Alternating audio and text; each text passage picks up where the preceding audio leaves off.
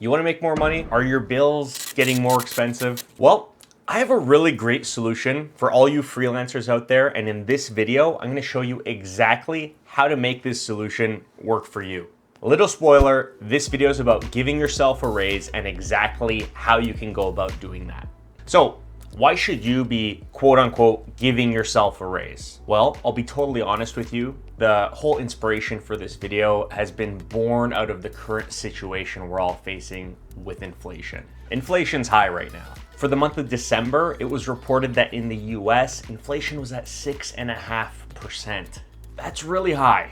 And if you don't know what inflation is, it's basically a rise in prices, making it more difficult for us to pay our bills with our hard-earned cash. When inflation goes up, we spend more money to buy the same stuff. It sucks. Historically, at least I remember, companies would give employees annual raises, inflationary raises to cover the cost of inflation. I remember them being anywhere from like 2 to 3% raises every year.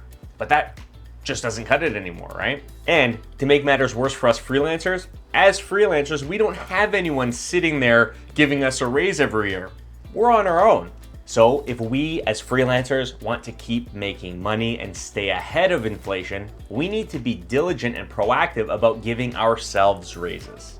But how do you do that? I know if you're watching this, you're probably like, that sounds a little intimidating, right?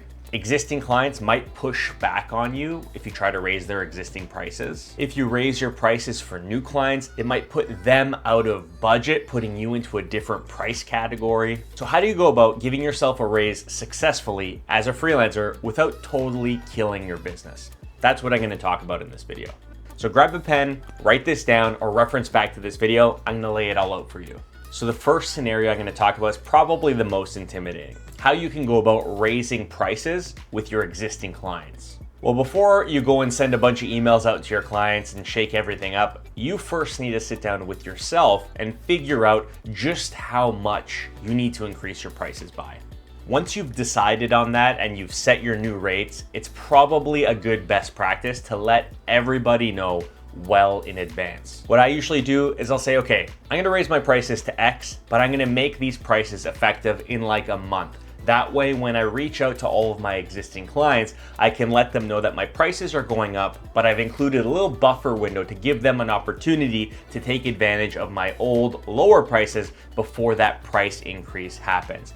I found that this usually gets a really great response, and a lot of the times it actually drums up some business for me, for clients that have been meaning to place another order or meaning to hire me for a new project, but just haven't gotten around to it. It's a really great motivator if they're gonna spend the money anyways. It kind of motivates them to do it now before that price increase.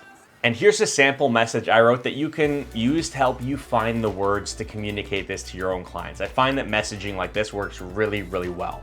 Hi. Writing to let you know that on March 1st, 2023, my prices for my services will be increasing. I appreciate you as a client, but due to the changing global economic landscape affecting my business, a price increase has become necessary. Luckily, if you have any pending projects that need completing, I've left a buffer period to allow any of my past clients to book in orders before the increase. Thank you. Please feel free to contact me if you have any questions. And then you sign with your name. So if you do this and you have clients pushing back saying they refuse to work with you at your new rates, you have a decision to make. And unfortunately, there will always, or more than likely always, be someone who falls into this category. They don't like or want a price increase. So this is a situation where you really need to sit down and reflect. If this client isn't willing to accept this first price increase, if you plan on raising your prices in the future as your business grows and your skills increase, is this the type of client you even want to bother working with? Is it going to be worth your time long run? If you do see this happening again, where you do plan on scaling your business and increasing your prices and adding more services, you might need to make the hard decision of just, ripping off the Band-Aid and dropping them as a client right now. But you might also have some, legacy long-term clients who don't want a price increase, but you also don't want to lose them as a client. So if you find yourself in this situation, here's something you could consider. You could agree to honor their old pricing, but you should ask for something in return. Something like maybe having them introduce you to somebody they know that could be a new potential client for you. That's a great way. Use them to get a referral. or you could have them agree to be a reference for you. If you have a future client that's asking to talk to one of your past clients, you could get them to agree to do that. Like a kind of, you scratch their back with the lower pricing, they scratch yours by providing a great reference. That's another great thing to ask for. Or if you do want to honor, a great client's old pricing, you could ask for more favorable payment terms for yourself. So for example, if you have an arrangement where people pay net 30 days after completion, you could say, hey, if I'm gonna honor legacy pricing, I need cash up front or half up front, whatever you want, whatever makes sense for you. You should ask for something like this so that it's a win-win and you're getting something in return. And they feel like they're getting some great value out of you because you are raising your prices and you're allowing them to stay at their existing price. So scenario number 2 is how to raise your prices in general for all new clients. Any new client coming to your business, you're raising your prices. How do you do that? So regardless of whether or not you're freelancing on a platform like Fiverr or Upwork, or you have your own website, before I do anything, like globally with my prices, like what's outward facing, what everyone will see, I do a quick scan of the market and my competition to see what everyone's charging nowadays, because odds are the time between my last price increase was probably a couple of years, so I want to see what's current in the market. Regardless of whether or not that's going to affect my price increase, it's just good to have in your back pocket. It's good information to know. So once I do that and then figure out, what I need to increase my prices to, I tend to spread those increases out incrementally over a long period of time.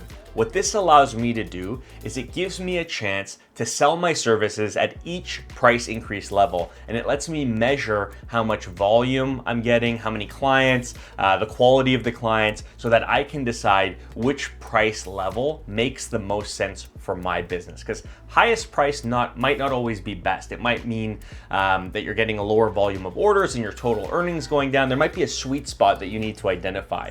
So I tend to increase my prices incrementally to help me figure out what that level is. So scenario number 3 when it comes to giving yourself a raise with your freelance business is an interesting one. It's one where maybe a price increase just isn't feasible for your business. Could be because you're already priced at the top level of the market that you sell into, but it could also be that your current value or your skill set isn't at the point where it can really justify a price increase just yet. So in this situation, you can't really give yourself a raise just by raising your prices. So what you got to do instead is you need to get strategic and figure out a way to increase the volume of clients you're taking on. And there's a couple ways you can do this. And the number one way that you can go about increasing your volume is by pounding the pavement, finding clients that could be a good potential fit for your services and cold calling them, cold emailing them, doing whatever you need to do to get in front of a decision maker and pitch them your services. That's the reality of sales. If you want to increase how much you're earning and you can't just increase your prices, you got to pound the pavement and do some proactive prospecting to add more leads to your sales funnel. And not to worry, I already have a couple videos on how to use email to prospect for new clients. I'm not going to revisit that topic in this video, but I'll put a link in the description. You can check that video out. It's pretty thorough, and I give an actual example of an email you can use when prospecting for business.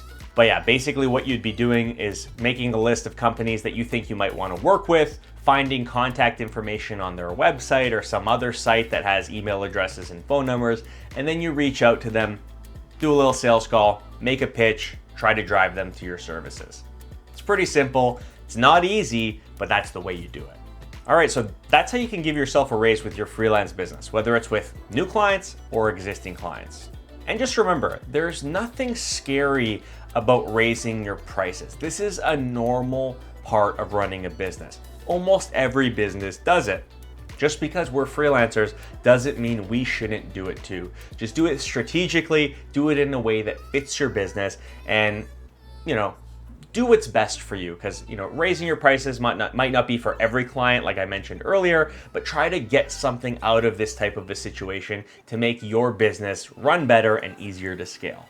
Anyways, that's it. Hope this video helped. Till next time, cheers.